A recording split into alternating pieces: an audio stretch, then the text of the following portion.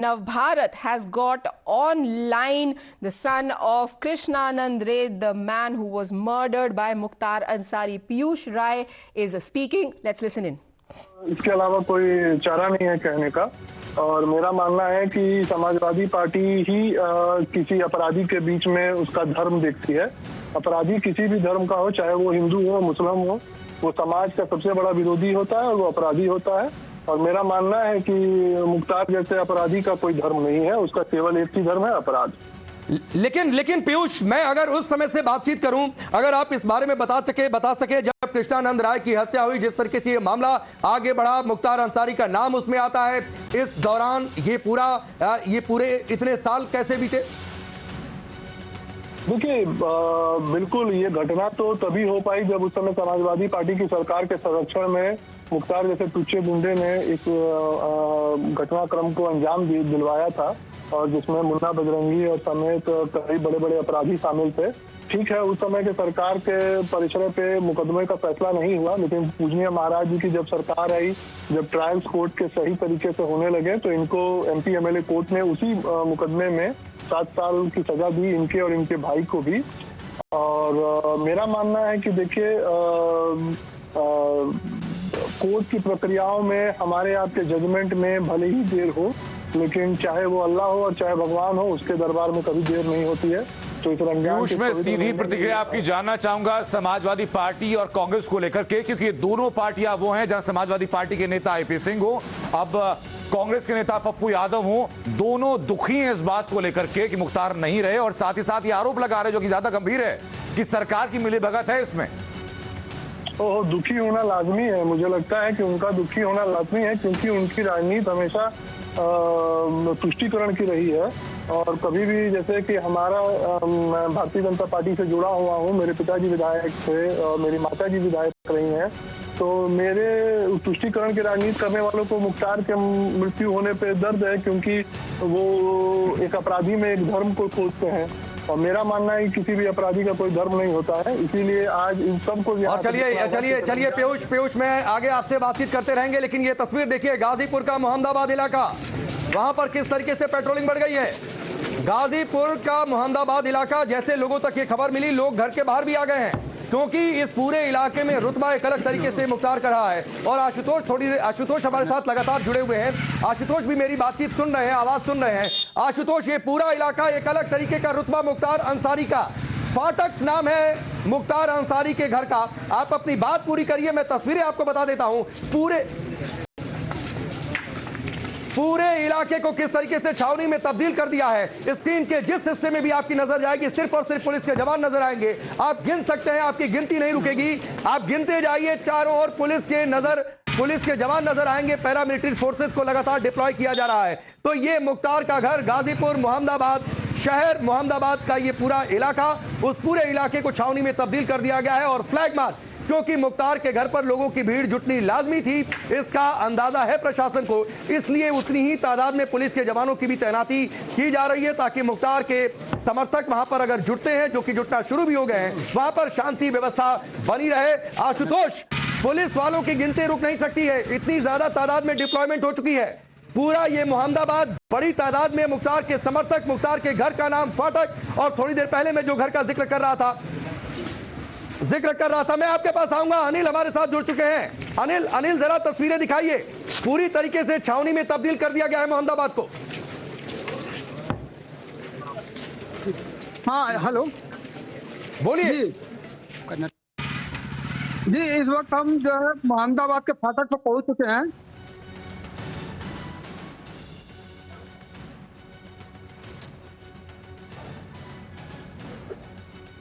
अनिल, आपकी आवाज भी हम तक पहुंच रही है और आपकी जो तस्वीरें वो भी हम तक पहुंच रही हैं। आप आसपास की तस्वीरें दिखाते हुए अनिल जरा बताएं कि क्या हो रहा है इस वक्त वहां पर। जी,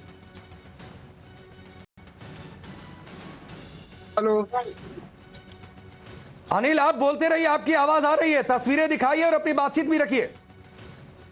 ठीक है।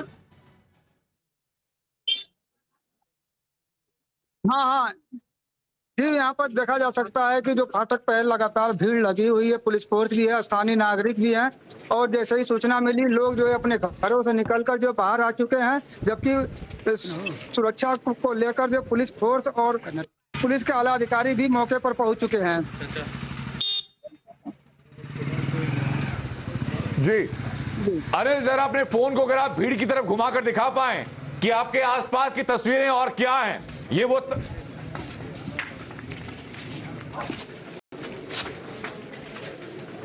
तो चलिए अनिल, हम आपसे बातचीत करते हैं। तस्वीरें जरा दिखाते रहिए किस तरीके से फाटक जिसका हम जिक्र कर रहे हैं, जो मुख्तार अंसारी का पैतृक घर, किस तरीके से उसके आसपास सुरक्षा व्यवस्था बढ़ा दी गई है, पुलिस के जवान तैनात हैं, लोगों की भीड़ जुट गई है। आधी रात के 11:15 से अधिक का वक्त हो चुका है, लेकिन लोगों के बीच एक अलग तरीके का माहौल वहां पर बन चुका है। आशुतोष हमारे साथ लगातार जुड़े हुए हैं। आशुतोष, आप मोहम्मदाबाद के इस इलाके में जा चुके हैं, मैं भी जा चुका हूं। फाटक का आप जिक्र कर रहे थे, फाटक के आसपास सैकड़ों की तादाद में लोगों की भीड़ है, लोग मुख्तार के समर्थक हैं। आप जाल संभवतः निकल चुके होंगे बांदा के रास्ते पर, लेकिन इस पूरे इलाके में मुख्तार का एक अलग तरीके का रुतबा, एक अलग तरीके की उसकी अपनी पैठ रही है और यही वजह है कि प्रशासन वहां पर बहुत ज्यादा चौकस है।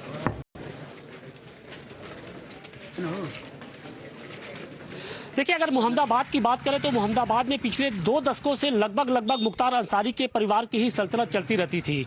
सत्ता में चाहे कोई भी पार्टी रही हो, लेकिन मोहम्मदाबाद और आसपास के जो इलाके हैं वहां पर वर्चस्व रहा वो अंसारी परिवार का ही रहा था। और एक बार जब कृष्णानंद राय ने उस वर्चस्व को चुनौती दी तो उनकी हत्या कर दी गई, और न सिर्फ हत्या कर दी गई बल्कि उनके साथ के सभी जो 7 लोग उस गाड़ी में सवार थे सभी की हत्या की गई थी। और इसके बाद उस बकायदे उनकी चुटिया तक काट ली गई थी, और ये कहते हुए कि देखिए हमने इसका जो पूरा एक वर्चस्व जो भी हमको चुनौती देता है उसको हम उसको रास्ते से हटा देते हैं। वापस आपके पास इसी बीच हमारे सहयोगी मनीष यादव हमारे साथ मौजूद है, जो कि इस वक्त बांदा के रास्ते से हमें तस्वीरें दिखा रहे हैं। मनीष, क्या अपडेट फिलहाल सामने, आसपास क्या तस्वीरें आपके? मनीष दिखाइए। देखिए, जो जानकारी मिल पाई है, पूरे प्रदेश में डीजीपी कार्यालय से निर्देश दिए गए हैं कि पल पल पर नजर रखी जाए, क्योंकि चुनावों का माहौल है और खास तौर पर ऐसे सेंसिटिव जिले जो माइनॉरिटी बहुल हैं, जहां पर मनीष मैं आपको रोकता हूं। आशुतोष कुछ इशारा कर रहे हैं, आशुतोष बताइए। लोग रहा कर